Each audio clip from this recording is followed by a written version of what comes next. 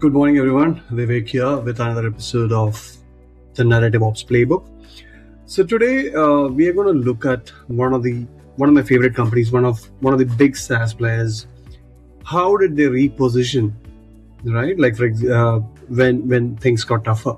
Most of the SaaS markets, if you look at it, it's cutthroat competition, right? Like for example, today we are going to look at how Intercom repositions when the market got crowded. So that's what we are going to talk about. They changed the story.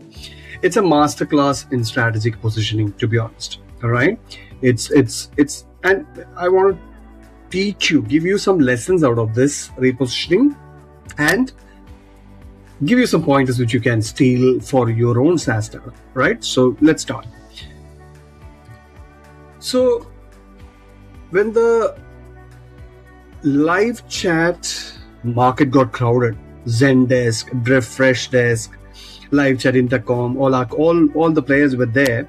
When they were competing on the same features, what Intercom did was it didn't try to out-feature the competition. They repositioned actually, and it's a masterclass in strategic messaging. Today, I'm breaking down exactly what they did. Right. So by 2018, great live chat software wasn't a positioning; it was a feature list. And if you were in that category, that means you are invisible. All right. So that's what we are going to break down today. So basically, Intercom started as a customer messaging platform, like live chat, in-app messages, email sequences, etc. A solid product, but an increasingly commoditized category, right? But 2018, the space was flooded. Being great live chat software wasn't a positioning anymore. It was a featureless, basically, right? So it was tough to have prove value to your customers. It was very tough. So it was really tough to get your positioning right and all those things. But Intercom successfully did it, right?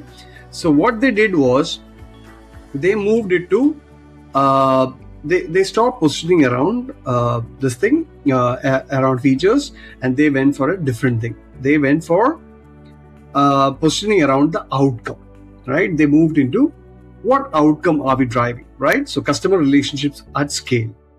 That was their messaging. Their messaging shifted from communicate with customers to the business messenger, basically, which drives revenue. That drives revenue, obviously.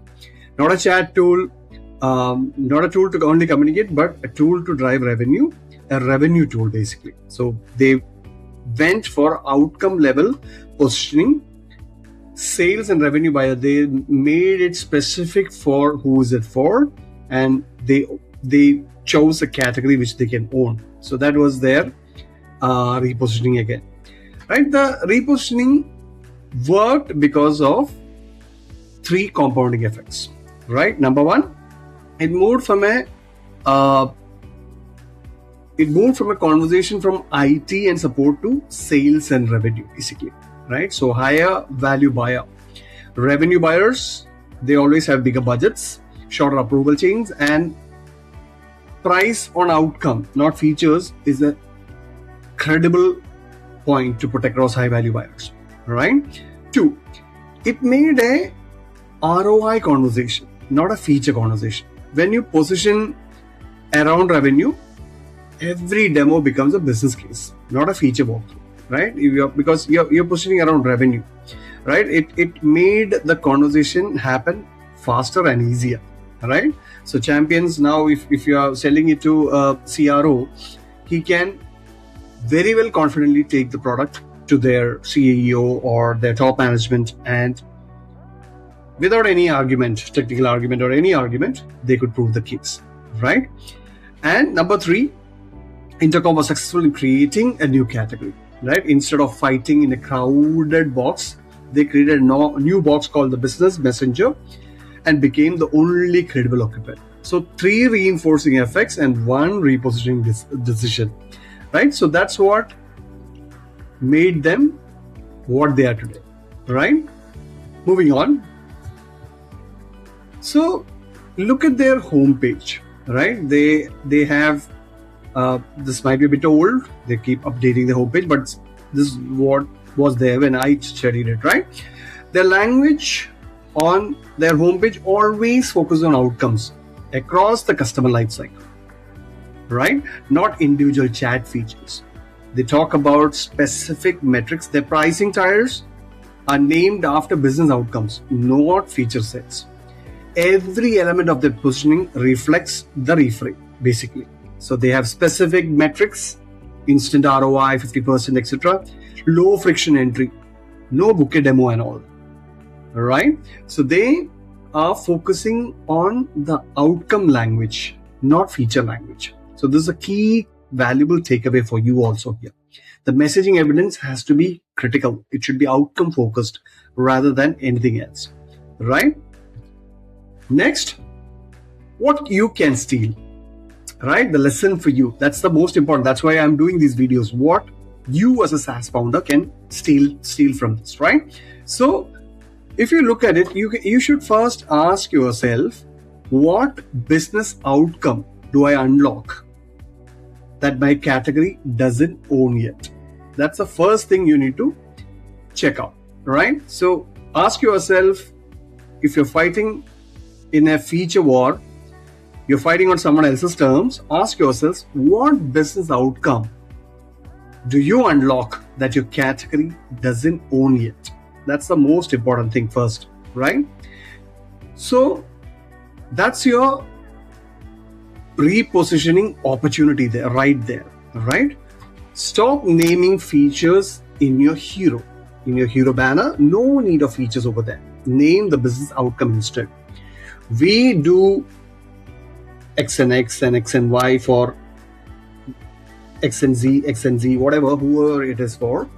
Stop naming features and bring out outcomes. Number 2, identify the buyer who has budget authority for your outcome, not just your tool, right? That outcome can be have multiple stakeholders coming in. So identify the buyer who has the authority for your outcome, not your tool. And then find an adjacent category you can reframe into and own that new box, right? From a live chat software to a business messenger. That is a smart pivot, if you ask me. So always remember, if you're fighting a features war, you're always fighting on someone else's stuff, right? There'll be always companies adding more features and things like that. So you are not going to win that war, right? But if you go the outcome route, it's going to be much easier for you, right? So that's what they were all about, right? So if Intercom could walk away from a category they built and a reposition around a big outcome, so can you. The question is, what outcome do you unlock that your category hasn't claimed yet? If you're confused in that, that's exactly what the deep teardown from Narrative Ops does for you, right? We audit your your messaging, your 2 assets are reviewed. If it can be a home page, it can be a pricing page, it can be your slide deck, pitch deck, etc. In 3 to 5 business days, we will give you 3 to 5 sections rewrite as well, and also what not to do, a guardrail also for you, and if needed, a 30-minute call to walk you through the plan. So if you're deciding between repositioning or a site rewrite or an outbound reset, please talk to us. Check out www.narrative-ops.com/teardown-request. You will get this repositioning right. You will get this right on an outcome-based level. You're going to win this war. Don't ever, as a SaaS founder, it's my humble request to you, get into a feature war. You're going to never win. Most of the 90% cases, you're not going to win. Make it outcome focused. Think like Intercom and win the war. This is Vivek here with another episode of the Narrative Ops Playbook. I'll see you soon with another video. Take care. Have a good day.